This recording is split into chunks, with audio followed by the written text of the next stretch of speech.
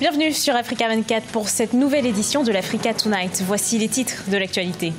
Le secrétariat général de la communauté économique des États de l'Afrique centrale se félicite du bon déroulement du scrutin présidentiel au Cameroun. Ce 7 octobre, le vote s'est déroulé dans le calme malgré quelques incidents dans les régions anglophones. Apaisement du climat politique de la Guinée équatoriale selon les observateurs, une situation qui pourrait être due à l'amnistie totale accordée au mois de juillet 2018 à tous les citoyens condamnés pour des délits politiques. Et puis, il a l'ambition de s'imposer sur le continent africain, mais aussi à l'international, comme le rendez-vous incontournable. Il s'agit de l'African Fashion International, une Fashion Week made in Africa.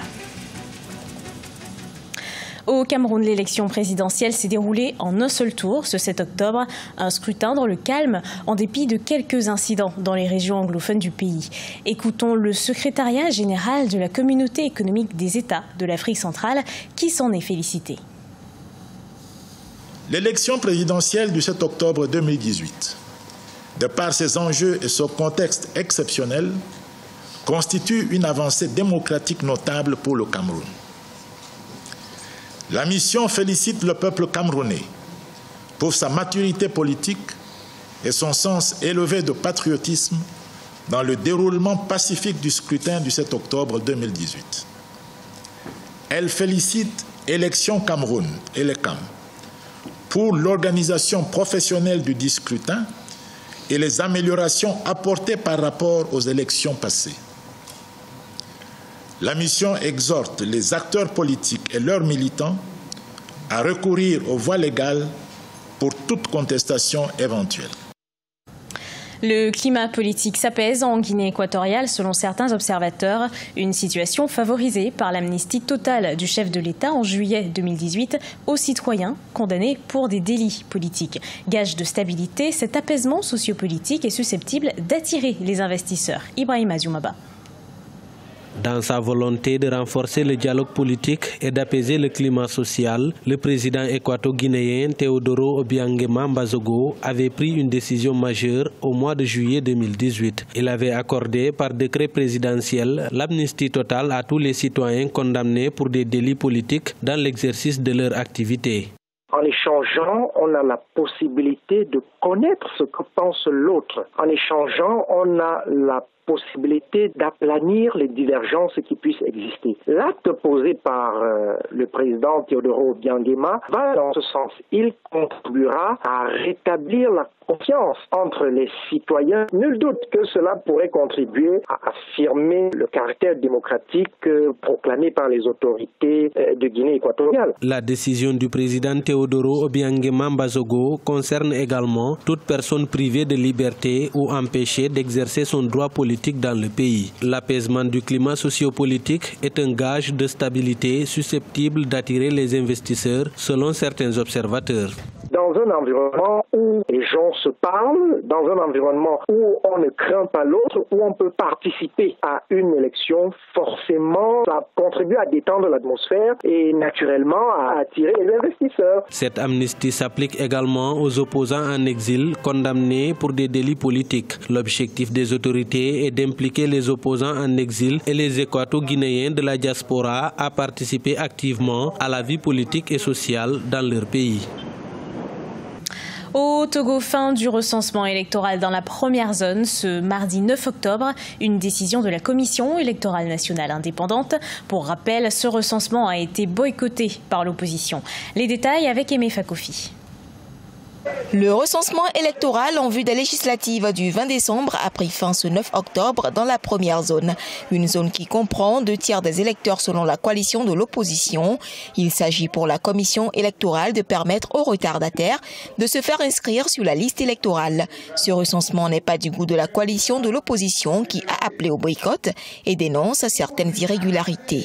On a transporté par bus entier des gens de localité en localité pour se faire recenser. Donc c'est ce qui fait les doubles, triples, quadruples inscriptions qu'on a dénoncées. Si la CEDEAO faiblit et qu'elle ne reste pas ferme envers ce régime qui ne veut pas respecter la feuille de route, alors elle met la sous-région en danger. La deuxième phase du recensement couvre la période du 17 au 25 octobre. L'enrôlement des électeurs se déroule sous la supervision des experts électoraux de la CEDEAO et reste diversement apprécié. Ceux qui se sont inscrits 2 fois verront à la fin que, après l'épuration, les doublons seront éliminés, ils seront retenus. D'ailleurs, selon la loi, il ne sera retenu que la dernière inscription. Malgré la médiation de la CEDEAO, le processus électoral fait toujours objet de contestation.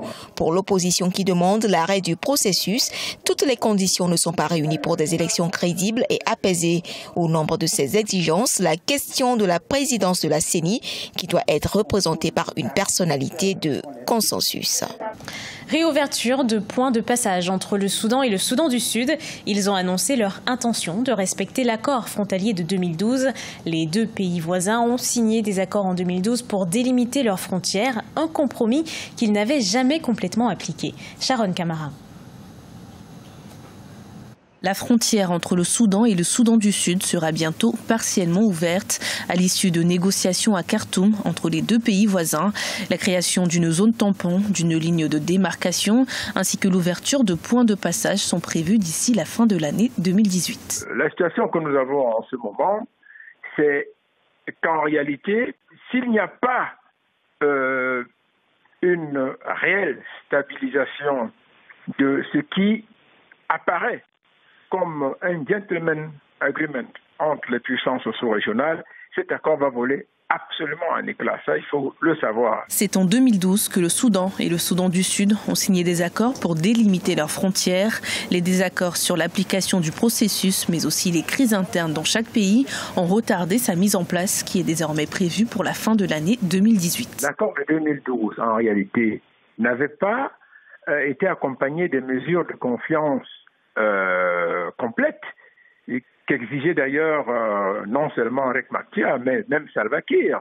Ça, il faut absolument le savoir. Et puis ensuite, l'accord de 2012 n'avait pas en réalité bénéficié de la tutelle du Soudan, n'est-ce pas, du Grand Soudan. Alors que le Soudan souffre d'une crise économique qui a récemment conduit à la dévaluation de la monnaie nationale, l'ouverture de la frontière permettra la reprise des échanges économiques.